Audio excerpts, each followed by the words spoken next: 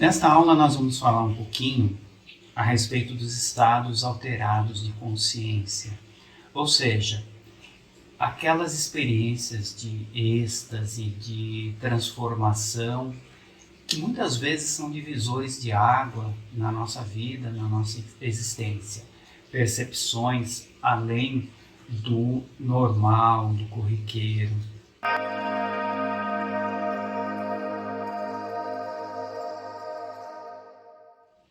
Por favor, faço mais um pedido a vocês, reforçando o pedido que a gente fez na aula passada. Se inscreva no canal, nós ainda estamos com um canal pequeno, com poucos inscritos.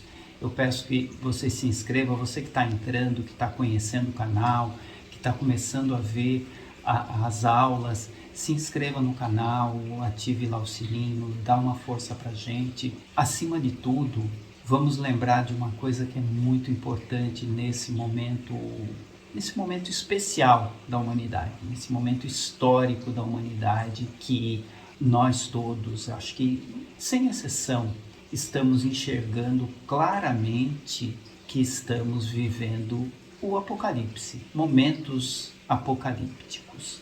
Não há dúvida, né? Tudo que a gente vê narrado na Bíblia, né? Principalmente no livro do Apocalipse, fala de doenças, de catástrofes, de guerras, de todo esse processo. Embora muitas das coisas lá sejam simbólicas, nós vemos que tudo isso agora começa, né? O véu começa a se abrir, nós começamos a enxergar. E nesse momento é muito importante exercícios, é muito importante esse esforço que nós estamos fazendo de atravessar esse túnel de experiências muito profundas, de transformações muito profundas, e esse esforço que cada companheiro tem de trazer a boa notícia, de trazer a força, a energia, o pensamento, a vibração positiva, meditação, todo esse processo que vem se contrapor a esse caos de desespero, de violência, de ganância que a humanidade tem, de destruição constante da superfície do planeta, de destruição de valores. Então, todos esses trabalhos, não estou falando só nesse canal Nova Terra, mas todos esses trabalhos de meditação, todo o esforço que pessoas têm feito para ajudar nessa travessia, todo esforço que todas as pessoas têm feito para trazer uma consciência maior de espiritualidade, uma consciência da importância de fazer o bem, de lei de ação e reação, enfim, todo esse processo é muito necessário, vem se contrapor a toda essa onda de pessimismo, de negativismo, de falsos profetas tentando conduzir as pessoas para caminhos que não levam a nada, enfim, todo esse trabalho é muito necessário. Infelizmente, é muito pequeno ainda. Nós precisamos crescer, nós precisamos expandir esse trabalho de consciência, e agora é o momento. Então vamos agora criar essa barreira, aumentando, dando força, dando voz, dando potência a todo esse movimento que visa fazer com que o ser humano volte a ter otimismo, volte a ter foco nas suas próprias virtudes, nos seus valores, na ética, na moral.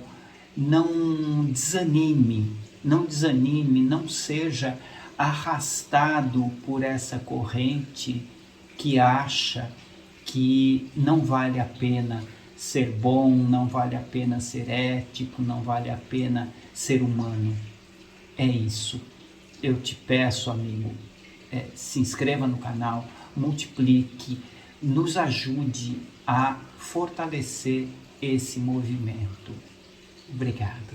Muito bem. Nesse momento, então, nós vamos falar a respeito de estados alterados de consciência. Preste atenção, vamos lá. 6 dias depois, tomou Jesus consigo a Pedro, Tiago e seu irmão João e os conduziu a um monte muito alto.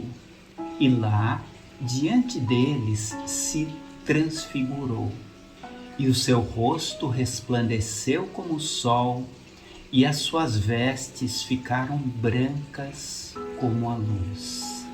Evangelho de Mateus, capítulo 17. Essa é uma imagem fantástica que a Bíblia narra. A transformação de Jesus, a transfiguração de Jesus, diante de apenas três dos seus 12 discípulos. Isso nós vamos ver daqui a pouco, a importância ou o significado de estarem esses três.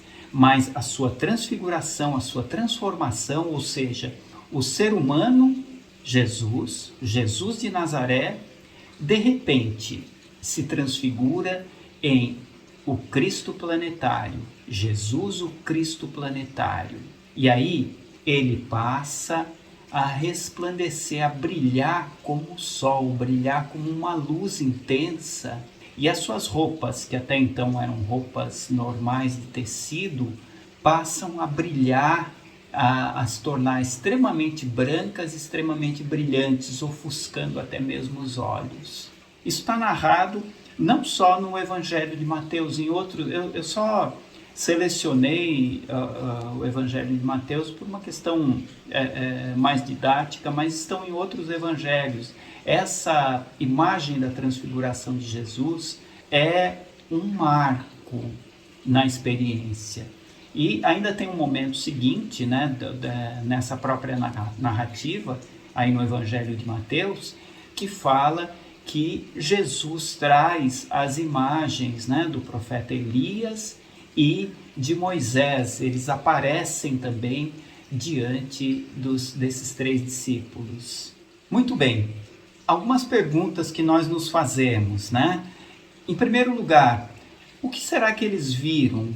Né? O que será que esses discípulos de Jesus viram de fato? Né? A gente está falando aqui, né, viram o Cristo planetário, ou seja, não viram o corpo de Jesus. O corpo de Jesus, o homem Jesus, eles conviviam com muita frequência, mas eles viram algo mais. Eles viram Jesus em uma imagem, uma plenitude muito maior. Viram também o profeta Elias e viram também Moisés, né? E aquilo os impressionou naturalmente.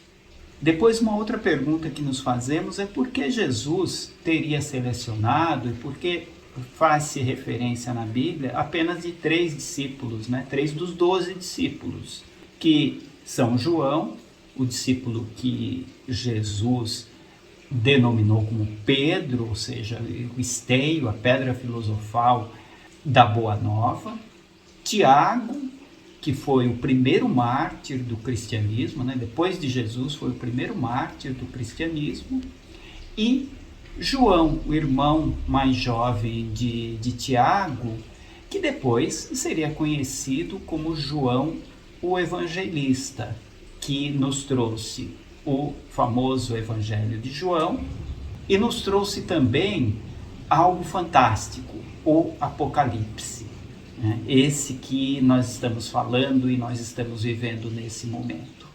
Comparando um pouco a religião, comparando todo esse ensinamento profundo da Bíblia com a ciência, atualmente a ciência entende que aquilo que nós vemos, aquilo que nós vivemos, ou seja, tudo que é material, na verdade, não tem uma existência efetiva.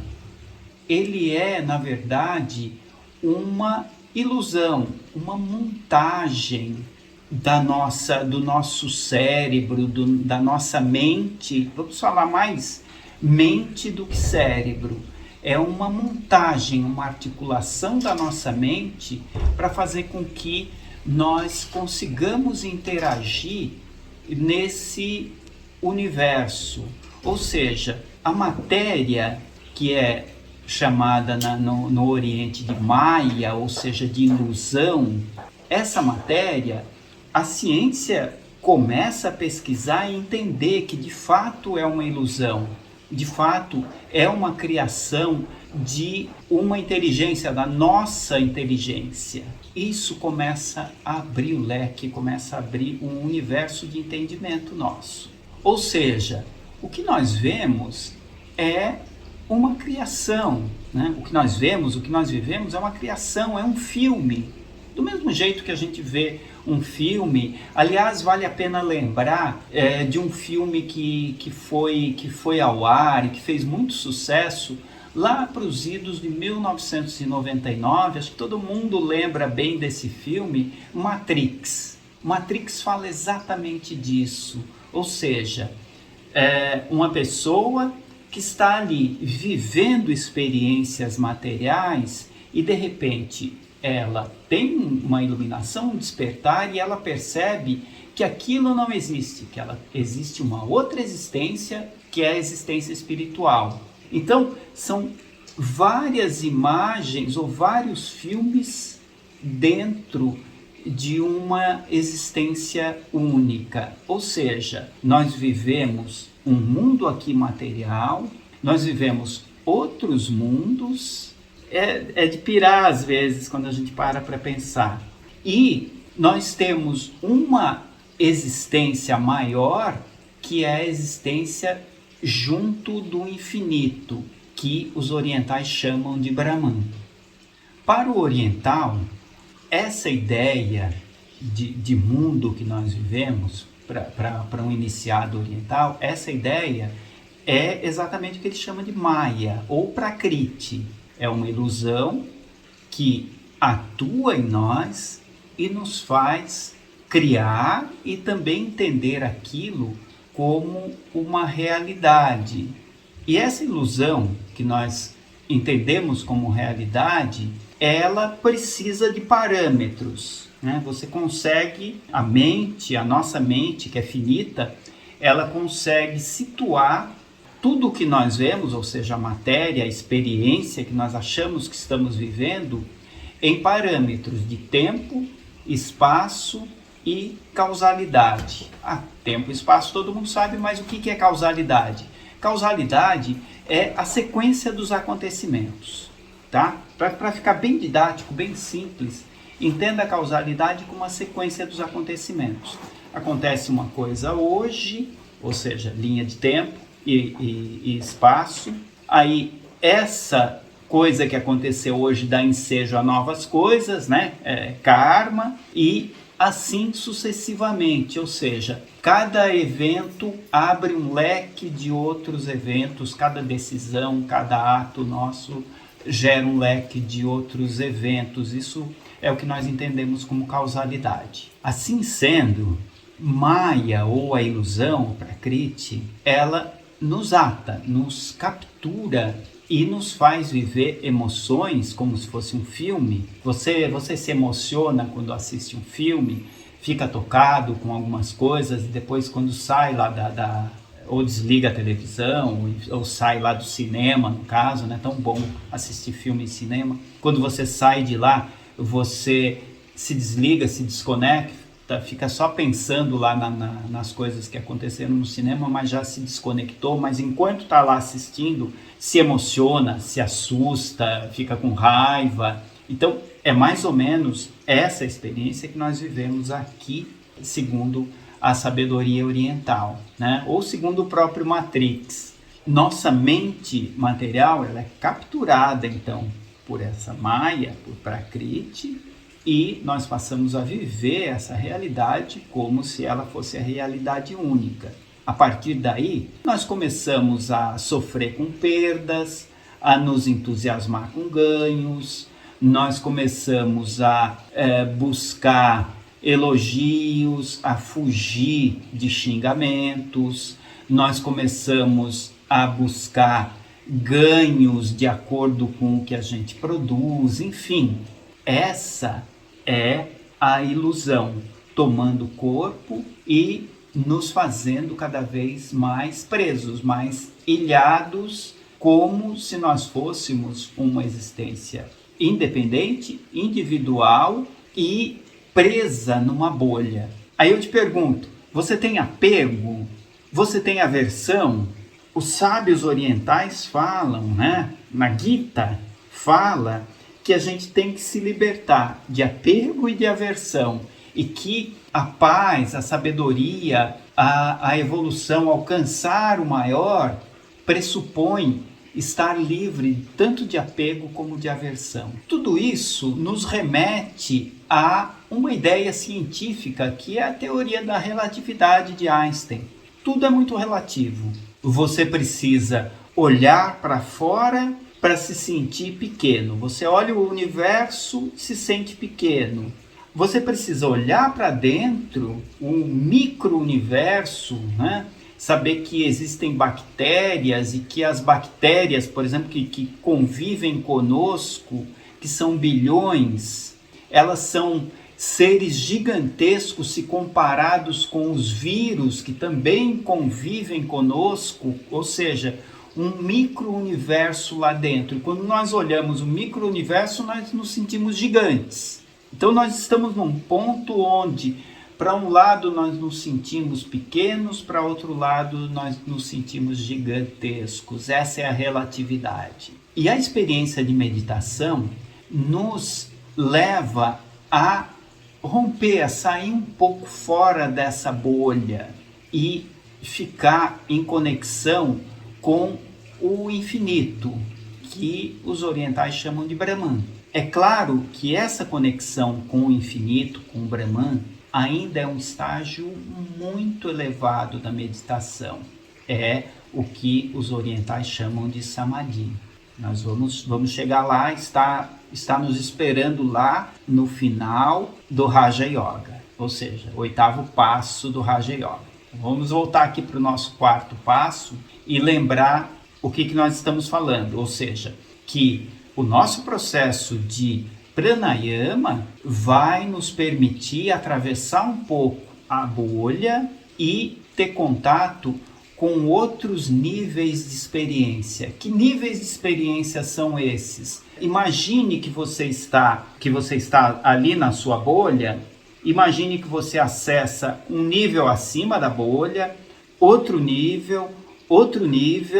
Imagina uma árvore, por exemplo, quando você corta o tronco de uma árvore, você vê círculos concêntricos.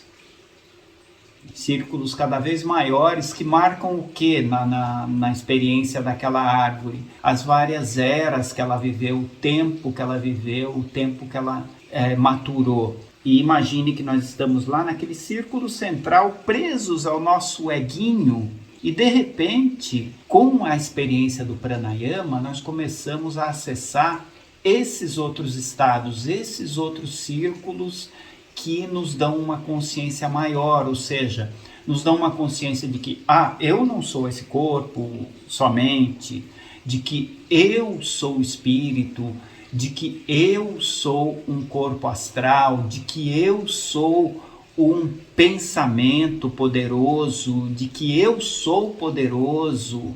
São outros pensamentos, são outras visões que são esses estados de consciência. E nós conseguimos, através do exercício, acessar esses outros círculos, esses outros estados superiores. É o que nós vemos lá no filme Matrix, ou seja, alguns personagens que saíram daquela prisão, saíram da maia, saíram da ilusão, eles conseguem já acessar um outro mundo e nesse mundo, né, que não é a conexão com o infinito, mas já é um outro mundo. Eles têm outros poderes, eles têm outras visões e eles começam a enxergar esse mundo material como um estágio, como um filme e não mais como uma realidade única. O que nos dá a ideia de que nós somos voluntariamente presos, nós estamos voluntariamente presos a esse mundo material, esse mundo que nos leva a ter uma vida limitada, a envelhecer, a adoecer, a ter perdas, a ter ganhos, a construir coisas que de repente se desfazem, a buscar coisas que não nos levam a nada, a experimentar euforia, depressão, medo, ansiedade. Então, quando Jesus se transfigura na frente dos seus discípulos, dos 3 discípulos, ele na verdade conduz os seus discípulos.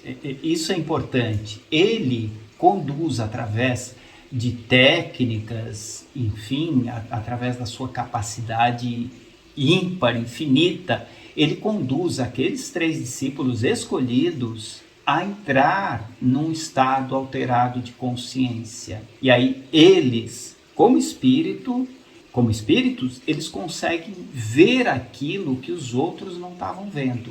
Eles conseguem ver não mais o Cristo homem, não mais o Jesus de Nazaré, mas eles conseguem ver o Cristo planetário, aquela potência, aquele espírito cheio de luz, cheio de sabedoria, cheio de resplandecente. E Jesus, então, selecionou esses 3 discípulos porque ele, como sábio, como iniciado, ele tinha plena noção de que aqueles 3 espíritos aqueles 3 homens estavam preparados para atingir um estado alterado de consciência. Essa capacidade que é yoga, essa capacidade de meditação, de alcançar um estágio superior, de romper aquela bolha inicial e o momento mágico de alcançar esse estado alterado de consciência, os orientais chamam de bhava. Os 3 atingiram.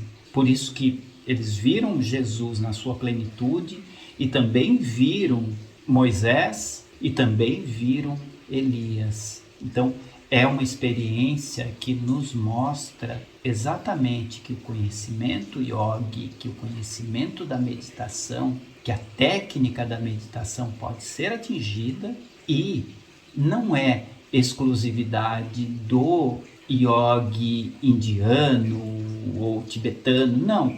Ele está ao alcance de todos nós.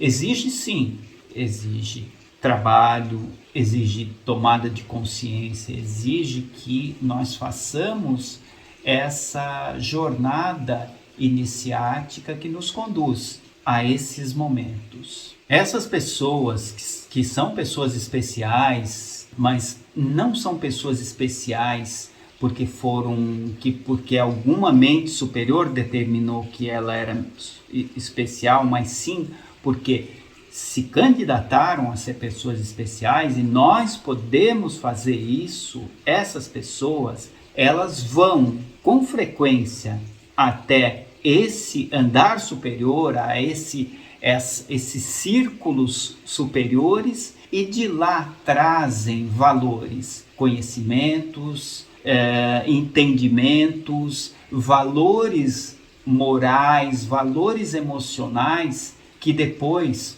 os tornam pessoas diferenciadas, fazem com que esses que foram e voltaram, foram buscar, que eles resplandeçam como Jesus resplandeceu.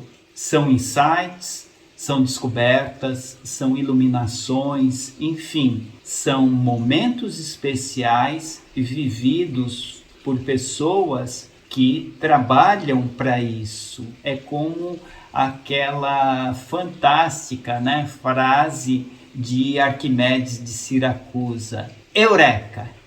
Eureka, descobri, achei, não é simplesmente resultado de alguém lá em cima que quis que aquele cientista, aquele pensador fizesse uma descoberta. Não, é resultado de um amplo trabalho de estudo, de renovação, de melhoria de si mesmo.